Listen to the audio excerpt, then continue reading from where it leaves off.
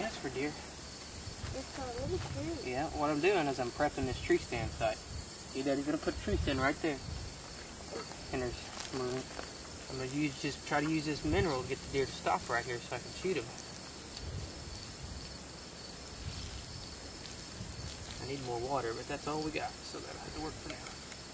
Hey guys, Ike here from IkesOutdoors.com with my boy Jacob. You can tell he's watched quite a few of these videos.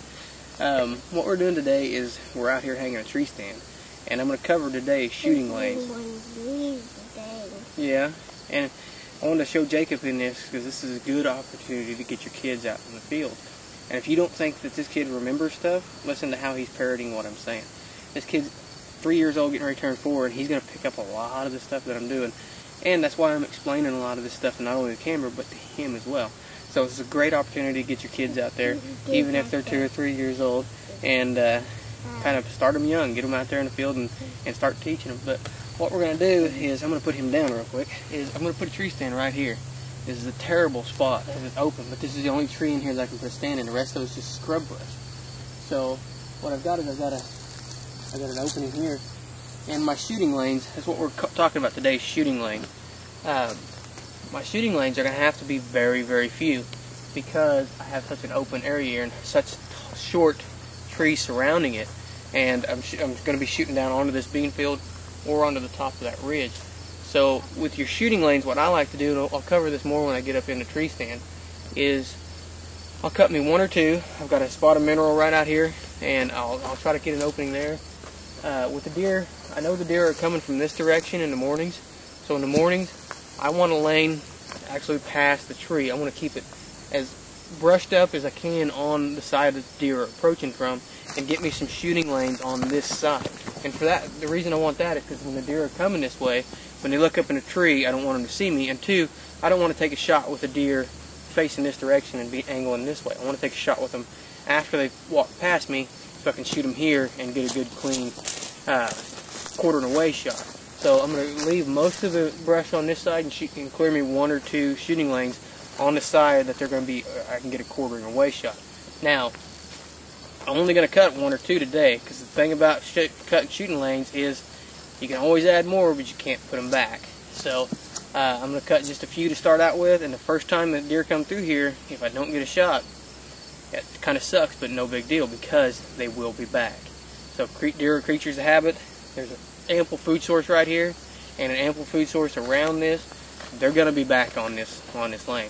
So next time they come through, I'll have another shooting lane cut, and maybe the second time they come through, I'll get a shot. Hopefully the first time I'll get a shot, but if I don't get one the first time, I don't want them to see me and then scare them out the next time they come out 40, 50 yards in the field, because they'll do it. They'll come to a spot, they'll circle way around where they know I'm at, and then they'll head on down the field. So you get busted once, you're screwed. If they go past you once, you're probably going to get a second opportunity. So I'm going to get this stand hung up real quick, and we're going to cut a few shooting lanes.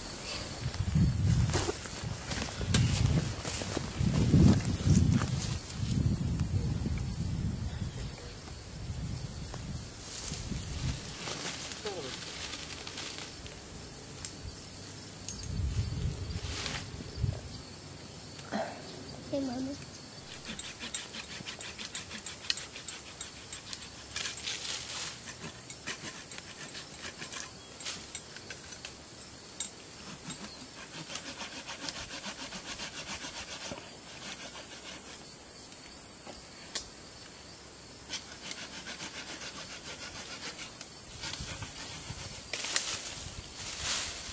I recommend wearing a safety harness while you're doing this.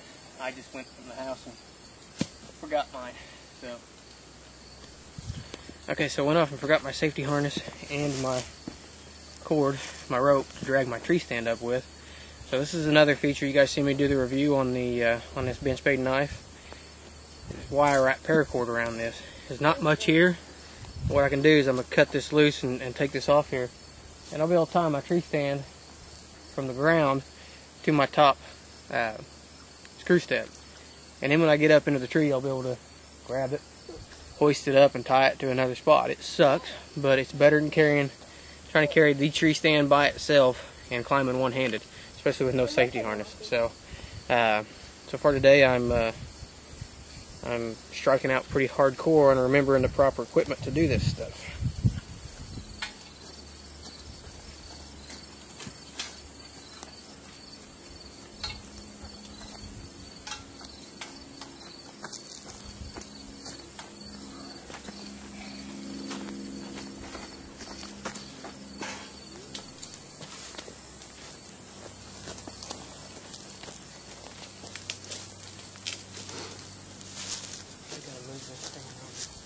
Okay, so now I've got my stand up here, and I've got myself in a position where I like the height. I'm all maybe 15 foot off the ground, and I've got a nice open area here. So I can swing my bow just about any direction that I want to until I get to this limb. So, as you can see, I've got no shooting lanes right now except for right here where the camera is. So I have nothing this way, nothing this way. So it's time to start cutting some shooting lane. What I'm going to do is probably cut myself a shooting lane that is open from the fence to the edge of the bean field. One shooting lane right there. That's it. Just one there. And I'm going to cut myself, not even really a shooting lane here, but I can't see very good down this way to see where the deer are going to come from. So I'm going to cut myself a really small opening that I can watch that area and I'll be able to see the deer when they come this way. But other than that, this direction is really good, really hidden, and that's what I want. I do have a shooting lane here. If a deer was to come and get broadside, I've got a shooting lane here. I'd have to crouch down to get to it, but that's fine too because I don't expect to take many shots that way. I've got a shooting lane right in front of me, and I'm going to cut one right over here. So let's get to cutting. First thing I recommend is using a very good saw. Because all the way up this tree, I've been using a saw. If you're using a bad one, this will wear you out. I'm using the Wicked One, high carbon steel, Wicked Tree Gear saw, and this is an excellent, excellent saw. So get you a good saw before you start doing this. I'm going to cut this big limb right here out, and then I'm going to try to get out here and cut a couple of these smaller limbs out. And I'm going to leave a stub on this limb about here so I can hang either my bow or my backpack on that. So that's another thing to be thinking about. And I'm not going to cut this thing all the way down, or yes I am, the saw is too sharp. So now I've got a little bit more of an opening. I need to get out here and I need to cut a couple limbs there. And I need to cut a couple right here, just right underneath in case they come there. So I'm going to cut me one right over here first, and then I'm going to have to climb down and climb out on some of these limbs to cut me some shooting lanes that way. Once again, I'm a trained professional. I don't know who trained me, but don't do this at home. This is very dangerous stuff. What I'm going to do is I've got this limb here that just the very end of it's in my way. I'm going to cut about halfway through it and just let it drop down a couple feet. So it still provides me a little bit of cover, but it gets out of my way and I can see. This is why you need a good saw, because this is about probably a 2-inch branch here that I'm going to be cutting through. And I don't want to be struggling with it while I'm sitting here like this with no safety harness on.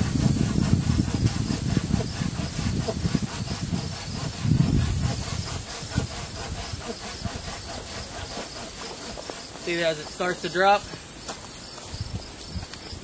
that's it. I'm going to leave it alone now. I'm going to climb back in my stand and see if I've got a shooting line. I'm going to do the same with this one, I think.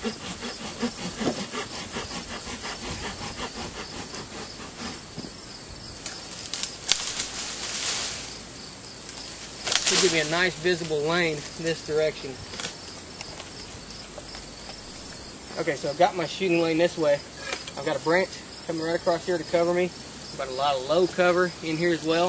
I've just got visibility in this direction, and that's it. So if a deer come this way, like I said, if one was to turn broadside out there, I could take a shot. So I still got real good cover, so when they're coming, I'm not going to be able to shoot them. they're not going to be able to see me until they're already right here in my death lane.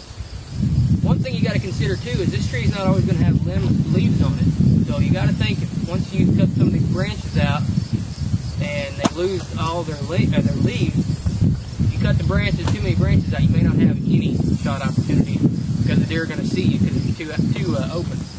I got to cut just a couple right out here in front of me.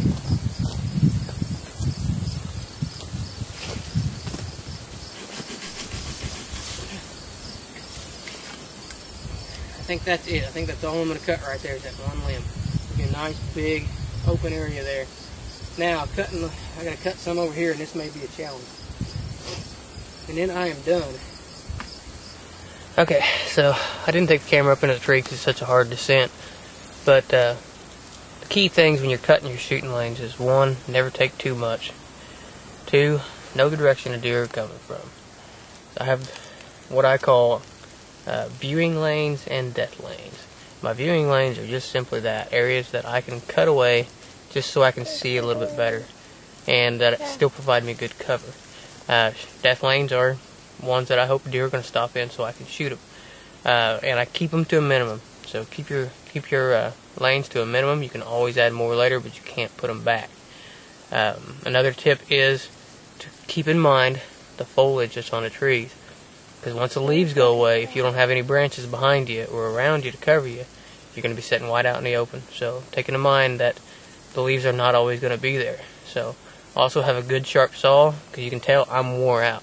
That's not the kind of tree that I normally like to hang a stand in. I had to do a lot of cutting, and my arms are all beat up, scratched up from hugging a tree because I didn't have my safety belt. And a good sharp limb saw like that Wicked tree gear saw that I'm using, it will definitely save you a lot of work. So be careful when you're hanging these stands. Be careful when you're doing the kind of stuff that I was doing, and keep these tips in mind, and it'll help you out when it comes time to have a deer underneath you. Hopefully they'll walk in your shooting lane. Hopefully you can stick an arrow in one. This is my stand for opening morning, so I'll be hanging my butt right out of this tree, and hopefully one of these deer will walk out in this bean field and I can stick one on opening day. So be sure to visit the website for more tips, how-to videos, and product reviews. It's IkesOutdoors.com. Appreciate you watching. I like good times, good wine, good smoke, and a 5-piece bed.